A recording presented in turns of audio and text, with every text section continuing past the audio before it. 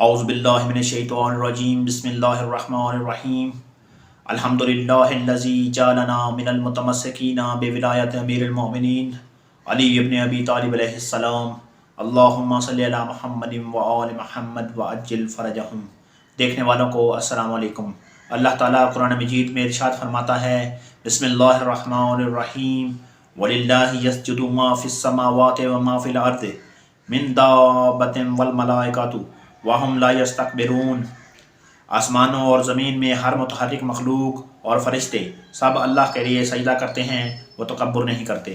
اس آیہ مبارکہ میں اللہ تعالیٰ نے یہ چیز واضح کر دی کہ دنیا میں ہر چیز جو متحرک ہے، وہ سورج چاند ہو یا چرند پرند ہوں یا درخت ہوں یا کوئی چیز بھی ہو، وہ اور ملائکہ صرف اللہ کو سجدہ کرتے ہیں اور وہ اس چیز میں تکبر نہیں کرتے۔ قرآن مجید میں یہ چیز بھی واضح ہے کہ جس نے سب سے پہلے تکبر کیا وہ شیطان تھا اور اس نے اللہ تعالیٰ کا حکم ماننے سے انکار کیا۔ آج ہم بات کریں گے کہ لاہور کے ایک مولانا صاحب نے کچھ روز پہلے ایک فرمان جاری کیا تھا کہ تمام دنیا کے افواج کو یہ چاہیے کہ وہ حماس کو سجدہ کریں۔ اس کے متعلق آپ سب سے پہلے ان کا کلپ دیکھیں، اس کے بعد بات کرتے ہیں۔ پھر یہ ساری جو ٹریننگ ہے، دنیا کی کوئی فوج دعوے سے یہ کہا جا سکتا ہے کہ جتنے حماس کے کمانڈوز ٹرینڈ ہیں جنگ میں، اتنی ٹریننگ اس وقت دنیا میں کسی کے پاس نہیں ہے۔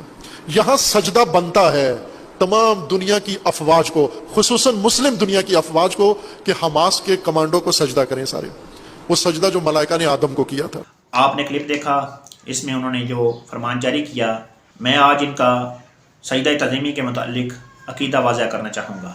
ان صوفیوں کے روحانی بزرگ محمد حسین طباطبائی صاحب، جس کا ذکر آپ نے مولانا جواد نقوی صاحب کی زبان سے بھی سنا ہوگا، یہ ان کو بہت بڑا عالم اور بہت بڑا جو ہے بزرگ تسلیم کرتے ہیں۔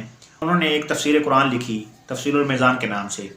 اس تفسیر میں انہوں نے یہ دلیل اٹھائی فرشتوں نے آدم کو سجدہ کیا، وہ سجدہ تعظیمی سجدہ تھا، اس لیے اللہ تعالیٰ کے علاوہ کسی کو بھی سجدہ تعظیمی جو ہے وہ جائز لکھا ہے انہوں نے۔ یہ ان کی تفسیر آپ میری اسکرین پر ملاحظہ فرما سکتے ہیں۔ اس کے بعد انہوں نے یوسف علیہ السلام کی جو ہے وہ دلیل بھی اٹھائی ہے کہ یوسف علیہ السلام کو ان کے بھائیوں اور ان کے والدین نے سجدہ کیا، تو وہ اس لحاظ سے بھی انہوں نے یہ لکھا ہے کہ جو ہے وہ غیر اللہ کو سجدہ جائز ہے، لیکن انہوں نے ساتھ یہ لکھا ہے کہ اس کو خدا سمجھ کے سجدہ نہ کیا جائے تو جو ہے وہ سجدہ جائز ہے۔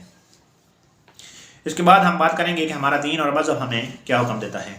رسول اللہ صلی اللہ علیہ وآلہ وسلم نے فرمایا کہ اللہ تعالیٰ کے علاوہ اگر کسی کو سجدہ جائز ہوتا تو وہ عورت کو یہ حکم ہوتا کہ وہ اپنے شوہر کو سجدہ کرتی۔ حضرت امام زین العابدین علیہ السلام کا واقعہ جو ہے وہ بہت مشہور ہے کہ ابو حمزہ شمالی جو ہے وہ آپ کے پاؤں میں گرا اور آپ کو چومنے لگا، تو امام زین العابدین علیہ السلام نے اس کو اٹھایا اور فرمایا کہ سجدہ تو صرف خدا کو روا ہے۔ اس کے علاوہ ہم یہ چیز واضح کرنا چاہیں گے کہ جو سجدہ آدم کو کیا گیا تھا، وہ سجدہ جو تھا وہ دراصل جو تھا وہ اللہ تعالیٰ کو ہی سجدہ تھا، صرف رخ جو تھا وہ آدم علیہ السلام کی طرف تھا۔ جس طرح ہم خانہ کعبہ کی طرف رخ کر کے سجدہ کرتے ہیں، ہم سجدہ خانہ کعبہ کو نہیں کرتے بلکہ ہم سجدہ صرف خدا کو کرتے ہیں۔ اسی طرح امام حسن عسکری علیہ السلام سے روایت ہے، وسائل الشیعہ میں یہ روایت موجود ہے کہ امام حسن عسکری علیہ السلام نے فرمایا کہ جو آدم کو سجدہ کیا گیا وہ سجدہ دراصل اللہ تعالیٰ کو تھا، اس کا رخ جو تھا وہ صرف آدم علیہ السلام کی طرف تھا۔